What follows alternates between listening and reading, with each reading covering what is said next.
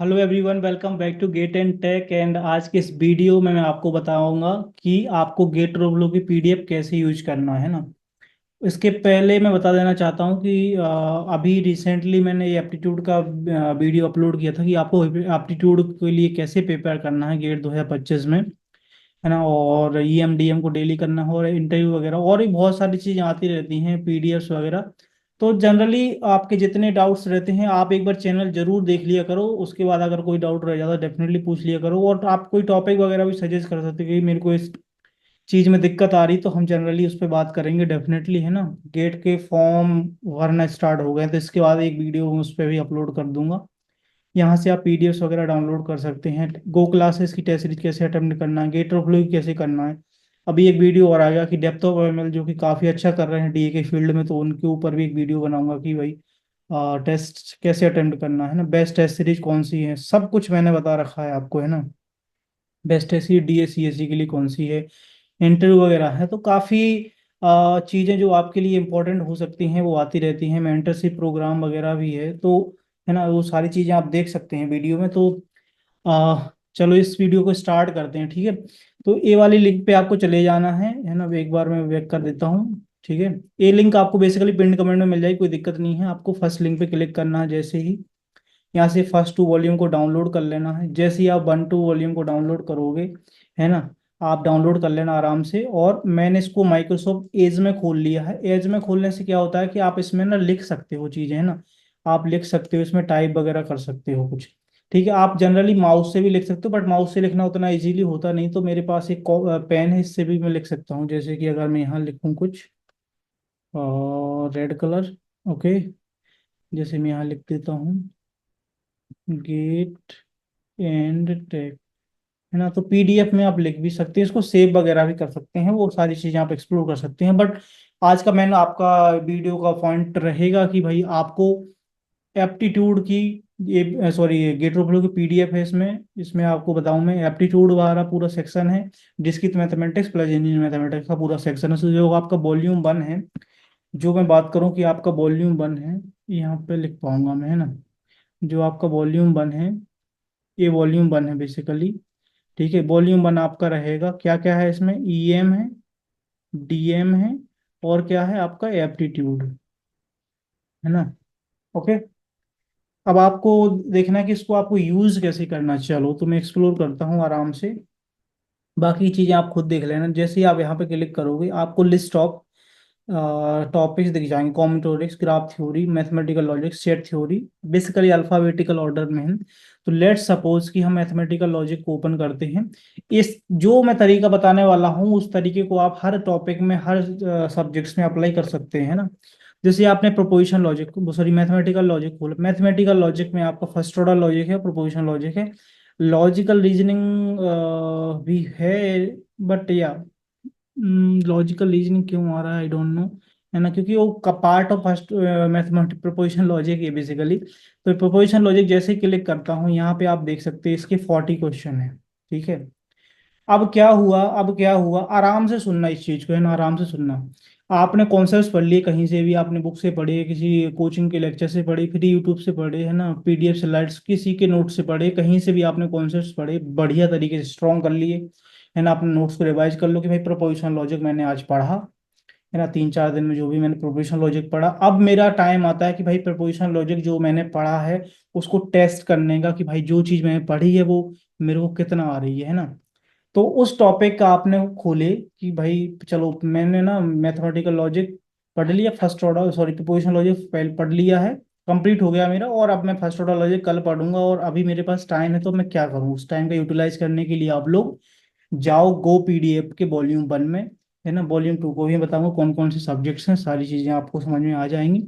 यहाँ पे आपको दिख रहे हैं 40 क्वेश्चन। अगर ध्यान से सुनना, अगर आपका ये सब टॉपिक कंप्लीट हो गया है ना, ये इसमें 40 क्वेश्चन है, तो एक क्वेश्चन ना आप वन गो में सॉल्व करो, है ना। मैं कलर चेंज कर लेता हूँ थोड़ा सा, थिकनेस बढ़ा के, ओके।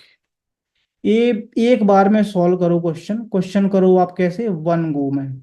वन गो का मतलब क्या है ना, वन गो का मैं मतलब बता दो। 40 क्वेश्चन है जैसे इसमें, आप 40 के 40 एक साथ करो, ऐसा नहीं कि एक क्वेश्चन सॉल्व किया फिर आंसर देख रहे हैं, दूसरा सॉल्व किया फिर आंसर देख रहे हैं, फिर एनालिसिस कर रहे हैं, फिर गेट ओवरफ्लो पे कमेंट पढ़ रहे हैं, फिर हिंट देख रहे हैं, फिर आंसर देख रहे हैं, किसी और से डिस्कशन कर रहे हैं। वो नहीं करना है। मैं आपको बताऊं अभी फिलहाल आपको क्या करना है चीजें। ठीक है। आपको करना है क्या, आपको 40 के 40 क्वेश्चन एक बार में लगाने हैं ना, हिंदी में लिख देता हूँ मैं, एक बार में लगाने हैं। ठीक है। वन टाइम में लगाने हैं आपको, ठीक है, वन टाइम में लगाने हैं। और क्या करना है आपको, 40 क्वेश्चन है ना, तो क्वेश्चन जितने हैं सर, क्वेश्चन जितने हैं उसका 3 टाइम्स टाइम दे दो। 3 टाइम्स टाइम, ठीक है, 3 टाइम्स टाइम दे दो तो कितना आ गया, 120 मिनट। कितना हो गया आपका, 2 घंटे। 2 घंटे से आप कम भी दे सकते हैं, बट 2 घंटे से आप ज्यादा मत देना, है ना। तो इसको मैं लिख देता हूं, less than equal to question into 3। ठीक है, ये रहेगा आपका क्या, टोटल टाइम, जो हमारे एग्जाम में आता है ना, टोटल टाइम। ठीक है, इस टाइप से। ओके। अब आपने क्या करा, आपने मतलब सॉल्व कर देगा, और एक जगह आप अपने पेज में, एक जगह अपने पेज में आप बना सकते हैं कि ए का फर्स्ट है, बी का सेकंड है, और जो ये आप बोलोगे सब्जेक्ट है, इनमें हम क्या करें, तो इनका भी आप वेरीफाई करा सकते हो, बट इसमें जो पूछा गया है वो आप शो भी कर सकते हैं, है ना। और आप लोग बोलते हैं कि हम डिस्क्रिप्टिव क्वेश्चन क्यों लगाएं, यार क्वेश्चन तो क्वेश्चन होता है ना, आपको कॉन्सेप्ट सिखा रहा है आपको, आपने पढ़ा है ना। जब क्वेश्चंस गेट एग्जामिनर पूछेगा तब वो ये नहीं पूछेगा कि भाई हम कौन सा तुम्हारा स्ट्रांग एरिया है, कौन सा तुम्हारा स्ट्रांग इसमें है, मैं उतनी इजी क्वेश्चन पूछ लेता हूँ, वो ऐसा नहीं होता है ना। जनरली आप प्रैक्टिकली सोचो ना उस बात को, कि भाई एग्जामिनर क्वेश्चन देगा हमको, है ना, और वो ये तो पूछेगा नहीं कि यार आपने ना कितना क्वेश्चंस लगाए थे, उस लेवल का मैं देता हूँ। वो हार्ड भी दे सकता है, वो टफ मतलब सिंपलर भी दे सकता है, मॉडरेट दे सकता है, है ना। सो वो उन पे छोड़ दो, बाकी का चीजें हम जो अपने एंड में है ना, जो हमारे हाथ में चीजें हैं ना, उस पे फोकस करा करो, रादर देन कि यार हम सोच रहे यार क्यों लगा डिस्क्रिप्टिव पे, क्या फायदा होगा। डिस्क्रिप्टिव लगाने में क्या प्रॉब्लम है, आप बताओ। आप बताओ क्या प्रॉब्लम आएगी आपको, है। आप उससे बेहतरीन सीख सकते हो, है ना, डिस्क्रिप्टिव क्वेश्चन से। और जो गो पीडीएफ उसमें आउट ऑफ सिलेबस वाले क्वेश्चन ऑलरेडी है नहीं है, तो आपका पीडीएफ से एज मैक्स जितना क्वेश्चन आप कर सको तो सॉल्व करना, ठीक है। 40 क्वेश्चन आपने 120 मिनट में करने का ट्राई करा, ठीक है, एक सेकेंड रुको। 40 क्वेश्चन है आपके, 40 क्वेश्चन है, ठीक है, 120 मिनट्स में आपको करने हैं। लेस देन 120 मिनट, है ना। ऐसा नहीं कि 10 मिनट में कर लो यार, बन नहीं रहे हैं, अब बन नहीं रहे तो भाई साहब अपने नोट्स फिर से उठाओ, है ना। खुद के नोट्स जब आप बनाते हो, या किसी का नोटेड नोट्स रेफर कर रहे हो, या किसी XYZ टॉपर्स का आप नोट्स रेफर कर रहे हो, भाई साहब रिवीजन अच्छे से पहले करो, तब पीवाईक्यू लगाओ, तब पीवाईक्यू बनेंगे, है ना। और पेशेंस रखो हर चीज में, ऐसा नहीं कि एकदम जल्दबाजी कर रहे हो कि आप यार बन नहीं रहे, अभी क्वेश्चन बन नहीं रहा, ये नहीं हो रहा, वो नहीं हो रहा है। ओके, 120 मिनट दिया आपने, 40 क्वेश्चन लगाए, ठीक है, एज अ टेस्ट फॉर्म में अपने टाइमर सेट कर लो, है ना। एज अ टेस्ट फॉर्म में ही हो जाएगा। और साइकोलॉजिकल आप मतलब साइकोलॉजी देखो आप, है ना। एग्जाम में हम क्या करते हैं, गेट एग्जाम में 65 क्वेश्चन है, 180 मिनट है, और हम क्वेश्चन सॉल्व करते जाते हैं, क्वेश्चन सॉल्व करते जाते हैं, हमें वहां आंसर देखने का कोई ऑप्शन नहीं रहता। तो हम क्यों ना अपने आप को साइकोलॉजिकली उस तरीके से डेवलप करें, अभी से ही डेवलप करें। 5 महीने बचे हुए हैं, 150, ऑलमोस्ट 150+ डेज बचे हुए हैं। तो हम क्यों ना उस चीज को अभी से अडॉप्ट करें, है ना, और धीरे धीरे ही सही अपना माइंड है ना उस तरह डायरेक्शन में साइकोलॉजिकली डेवलप करें, ताकि गेट एग्जाम में हमें कोई प्रॉब्लम ना हो। गलतियां आप करो कोई दिक्कत नहीं, बट गलती से सीखना इंपॉर्टेंट होता है, ठीक है। तो 40 क्वेश्चन लगाए आपने 120 मिनट में, ठीक है, 40 क्वेश्चन आपने अटेम्प्ट किए 120 मिनट में, लेट सपोज, है ना, आप कम भी टाइम दे सकते हैं, है ना। सो एक एक समथिंग कि यार 40 का 80 मिनट, तो मैं एक बार बताऊं कि आपको ग्रेटर देन तो 80 रखना है ना, 80 रखना है, और लेस देन आपको 120 रखना है टाइम, ठीक है। तो कम से कम तो 80 मिनट आपको लगाने हैं, और ज़्यादा से ज़्यादा आप 120 मिनट ही लगा सकते हैं, ये चीज़ आप समझो, ठीक है। आप आराम से सॉल्व करो। आपने लेट सपोज 40 क्वेश्चन ट्राई करा सॉल्व करने का, 40 क्वेश्चन ट्राई करा आपने, आपसे 35 आपने अटेम्प्ट कर लिए, ठीक है, नहीं नहीं एक सेकेंड, हाँ ठीक है, 35 आपसे बन गए। 35 आपसे बन गए, 5 क्वेश्चन नहीं बने कोई दिक्कत नहीं है, 5 क्वेश्चन नहीं बने कोई दिक्कत नहीं है। इस चीज को मैं यहाँ पे लिखता हूँ थोड़ा सा, एक सेकेंड। इरेजर, ये मैं यूज नहीं करता ज़्यादा, एक सेकेंड रुकना, मैं आराम से बता रहा हूँ आपको। Okay, just second. ठीक है, आपने क्या करा, 40 क्वेश्चन थे, 35 आपसे बन गए, ठीक है, उसमें से आपके लेट सपोज 30 सही हुए, ठीक है। और अब करोगे आप एनालिसिस, आपने मैच कर लिया, आप एनालिसिस करोगे, ठीक है। तो क्या हुआ, 5 क्वेश्चन का गैप यहाँ पे आ गया। एग्जाम्पल की बात कर रहा हूँ, ऊपर नीचे चीजें हो सकती हैं, बट फॉर सिंपलिसिटी के लिए मैंने 5 क्वेश्चन का डिफरेंस यहाँ पे आ गया। तो आपके 30 क्वेश्चन सही हुए हैं ना, 30 हुए आपके राइट। राइट मतलब कि करेक्ट। ठीक है, इंटेंशन समझो आप मेरी, बाकी तो है ना, कोई दिक्कत नहीं है आपको। ठीक है, सो आपके 30 राइट्स हुए। अब देखो, अब देखो आप, जो आपसे ये 5 क्वेश्चंस नहीं बने हैं, ये अगेन ट्राई करो। अगेन ट्राई करो कि भाई क्यों नहीं बने हैं, है ना, अगेन ट्राई करो। इतना मैच करने के बाद बाद में करना एनालिसिस, बता रहा हूं मैं अभी। ये जो 5 क्वेश्चंस आपके गलत हुए हैं, ये देखो कि वाई इट इज रॉन्ग, है ना। क्यों गलत हुए हैं भाई, क्यों गलत हुए हैं, सिली मिस्टेक्स हुए हैं, ऑप्शन गलत मार्क कर दिया, किसी स्टेप में गड़बड़ कर दिया, कुछ गलत सॉल्व कर दिया, कुछ माइनस प्लस का हो गया, कुछ सिंबल उल्टा सीधा लग गया, एंड की जगह और लग गया, और की जगह नॉर लग गया, है ना, कुछ भी लग गया। कुछ भी एक्स वाई जेड, छोटी छोटी मिस्टेक को नोट डाउन करो। अभी टाइम है, आप सोचते हो यार अभी हम छोटी छोटी चीजों में करेंगे, फिर हमारा वो बचा ये बचा, वो कुछ नहीं बचा होता है। आप डिस्क्रीट मैथमेटिक्स से भी हाथ धो दोगे, ऐसे आप हर सब्जेक्ट्स को जल्दी जल्दी करोगे तो उस सब्जेक्ट से भी हाथ धो दोगे, मेन गेट में फिर नंबर नहीं आएंगे, तो वहीं फिर हम ट्रैप में फंसे रह जाएंगे। जितने सब्जेक्ट्स अगर आप आज से भी प्रिपरेशन स्टार्ट कर रहे हो ना, तो जितने सब्जेक्ट अच्छे से पढ़ोगे आप, मतलब बहुत ज्यादा डीप में नहीं बोल रहा हूँ मैं, ऑब्वियसली टाइम कम है, बट एक सर्टेन अमाउंट ऑफ टाइम आपको मतलब इन्वेस्ट करना ही पड़ेगा एक सब्जेक्ट में। और डिस्क्रीट मैथमेटिक्स, इंजीनियरिंग मैथमेटिक्स और एप्टीट्यूड कंबाइन मिला के 28 मार्क्स के बनते हैं, तो कट ऑफ तो यहीं से निकल जाता है, 25 प्लस मार्क, मतलब समथिंग इतना ही कट ऑफ रहता है ना जनरल का, 28। थोड़ा बहुत पेपर पे डिपेंड भी होता है, ऐसा नहीं कि आप बोलो आपकी भी आपने 28 ही बोला था, है ना, ऐसा कुछ नहीं है। तो इसको ट्राई करा, ये बने नहीं है तो क्यों नहीं बने, इसमें देखो कि क्या है। ठीक है, जो राइट हुए उनका भी देख लो, क्या क्या कॉन्सेप्ट्स है, कुछ थोड़ा बहुत देखना है तो और देख सकते हो। अच्छे से एनालिसिस करो, अच्छे से एनालिसिस करो कि भाई कहाँ गलती हुई, क्या हुआ है अपना। मैं बता रहा हूँ, हर चीज लिखने की जरूरत नहीं है आजकल तो, डॉग गूगल डॉग बनाओ, आप स्क्रीनशॉट डाल के उसमें डालते जाओ अपनी मिस्टेक। एक गूगल डॉग बना लो, मिस्टेक डॉग, है ना। उसमें आप अपने आराम से सारी चीजें करते जाओ, एक से एक्सेल सीट बना के रखो कि डेली आप कैसे प्रिपेयर कर रहे हो चीजों को। तो डेली जब मेंटेन करते हो आप, डेली डायरी जब मेंटेन करते हो, उसका बहुत इफेक्टिवनेस आएगी आपको। जो आप मिस्टेक्स लिख रहे हो ना, बेसिकली मिस्टेक बुक, जो आपकी मिस्टेक गूगल डॉक रहेगी, वो जो आप 3-4 महीने बाद देखो ना, तो आपकी 100 प्लस मिस्टेक्स होंगी। और अगर आप उनको रिवाइज कर लोगे, तो आप जब और मॉक टेस्ट लगाओगे, या फिर सब्जेक्ट वाइज में भी 3-4 मिक्स करके सब्जेक्ट टेस्ट होते हैं, मिक्स सब्जेक्ट टेस्ट, अगर वो आप लगाओगे तो आप देखोगे कि यार नहीं यार, ये चीजें मैं रिपीट नहीं कर रहा हूँ। और जो गलती आप यहाँ करना चाहो करो, बट ट्राई करो कि उसको आइडेंटिफाई करो, उसको रेक्टिफाई करो। ये कंप्यूटर नेटवर्क में कॉन्सेप्ट होता है error detection then error correction, है ना। तो आपने पहले एरर डिटेक्ट कर ली कि भाई ये चीज मेरी गलती है, उसको करेक्ट करो, तो error detection then error correction. Okay, इस चीज को आप लोगों को ध्यान रखना है, एनालिसिस प्रॉपर करना है आराम से, है ना। और अब देखो मैं बताऊं, जैसे कि आप आपसे जो जो क्वेश्चन नहीं बने, जैसे जो जो आपसे बन गए, तो आप एक कलर मार्क अपना सिलेक्ट कर सकते। चलो जैसे कि मैंने ग्रीन कलर ले लिया, ठीक है, जैसे कि मैंने ग्रीन कलर ले लिया कि ये क्वेश्चन मेरे से बन गया, है ना। तो मैंने चेक मार्क कर दिया ऐसे पीडीएफ में, है ना, कर दिया चेक मार्क। ठीक है, अगर मेरे को कुछ लिखना भी है तो भाई साहब यहाँ लिख लो, है ना। अब माउस से नहीं लिख पा रहे हो, तो यहाँ पर टेक्स्ट करके ऑप्शन आता है, इससे आप आराम से लिख सकते हो, इसका यूज नहीं कर रहा हूँ मैं। आप अपने कीबोर्ड से कुछ लिख सकते हो, आपको लिखना है। बहुत सारे टूल्स टेक्नोलॉजी आ गई हैं आजकल, तो आप लोग आईपैड वगैरह यूज कर रहे हैं, तो वो आप करो। सेव जरूर कर लेना, अदरवाइज वो आपका इरेज हो जाएगा फिर, है ना। ठीक है, तो जनरली जैसे मैं अभी पेन से लिख रहा हूँ, तो यहाँ पे मैं कुछ लिख भी सकता हूँ कि इसमें अगर कुछ मैंने नया सीखा है इसी पीडीएफ में यार।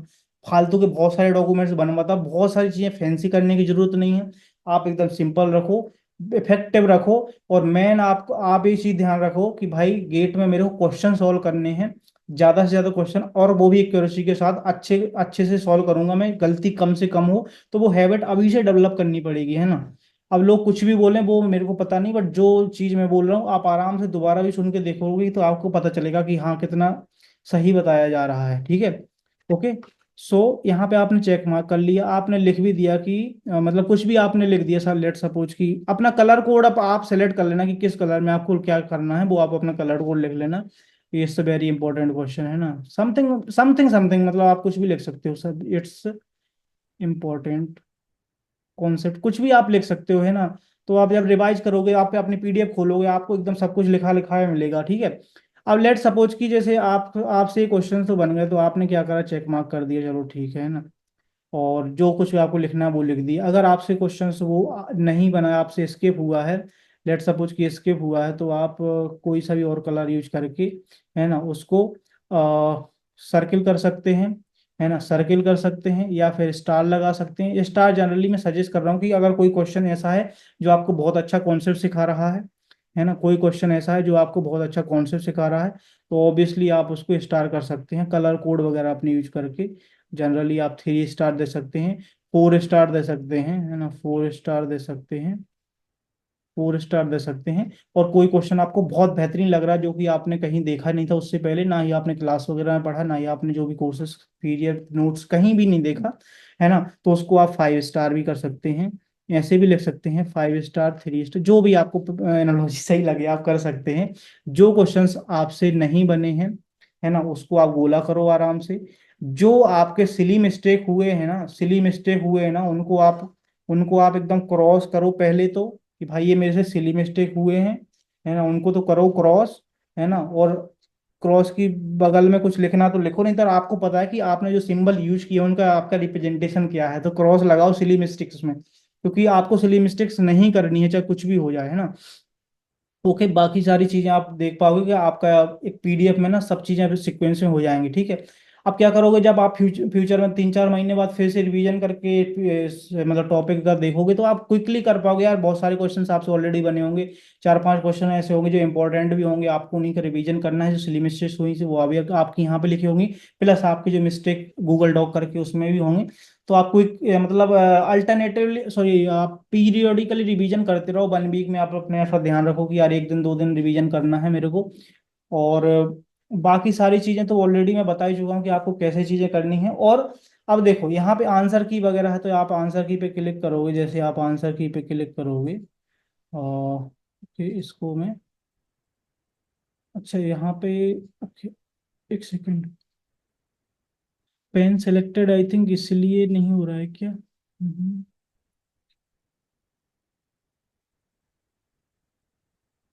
अच्छा, आई थिंक यहाँ पे वर्क नहीं कर रहा, तो आंसर आपको लास्ट में मिल जाएंगे, आप यहाँ पे क्लिक करो, क्लिकेबल रहता है बेसिकली।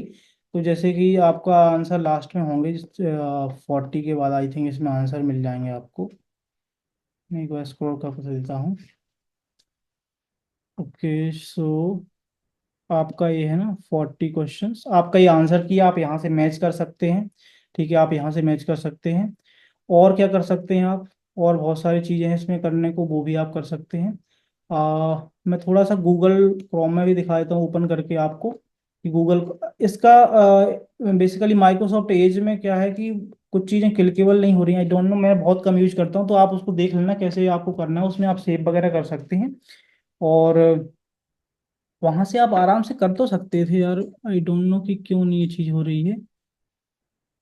लेट सपोज मैं रिफ्रेश कर देता हूँ, अगर लेट सपोज मैं रिफ्रेश कर देता हूँ, ठीक है, हाँ, वो पेन ये वाला सेलेक्टेड था, तो उसको अनसेलेक्ट कर लेना। आई डोंट, मैं ज़्यादा यूज नहीं करता, तो मेरे को पता नहीं कैसे अनसेलेक्ट करना है, सच बताऊँ, है ना, बट कोई दिक्कत नहीं है। जैसे आप आपसे जो क्वेश्चन नहीं बने हैं, जिनका आपको डिस्कशन वगैरह देखना है, तो यहाँ पे जैसे आंसर की पे क्लिक करोगे, आप आंसर की पे क्लिक करोगे तो नीचे पहुंच जाओगे, ठीक है।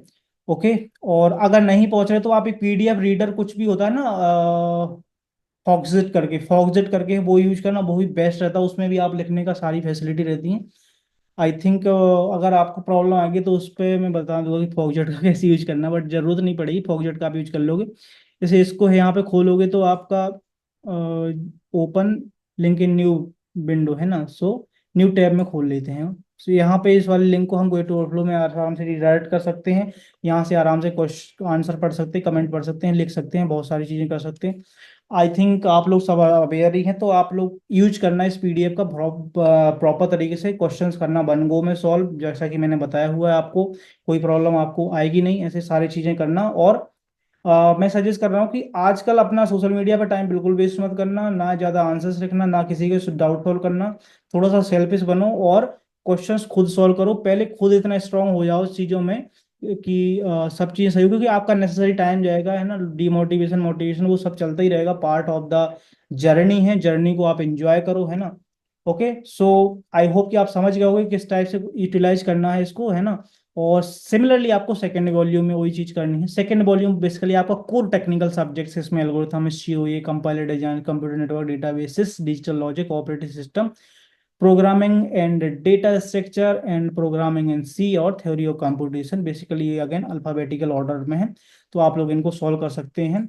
पहले आप कॉन्सेप्ट्स को क्लियर करो, पहले आप कॉन्सेप्ट्स को क्लियर करो, उसके बाद पीवाईक्यू लगाओ, उसके बाद फिर आप टेस्ट सीरीज वगैरह लगाओ, उसके बाद गेट एंड के पीडीएफ्स में डेली कुछ क्वेश्चंस आते रहते हैं, वो भी गूगल डॉक में है, वो लगाओ, टेलीग्राम वगैरह ज्वाइन करो। सारी चीजें आपको पिन कमेंट में मिल जाएंगी, कहीं से आपको कोई दिक्कत आने वाली है नहीं है।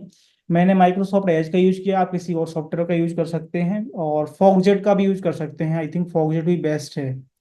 ओके, फॉगजेट का भी यूज कर सकते हैं। ओके, सो आई होप कि आपको चीजें समझ में आएगी कि कैसे गेट ओवरफ्लो की पीडीएफ का यूज करना है। और one of the best previous year questions के लिए पीडीएफ से इनका बुक भी है, तो आप बुक परचेज भी कर सकते हैं। आई थिंक चैनल पे वीडियो भी बनाया हुआ था मैंने, हार्ड कॉपी, हाँ ये है वीडियो, जस्ट सेकेंड।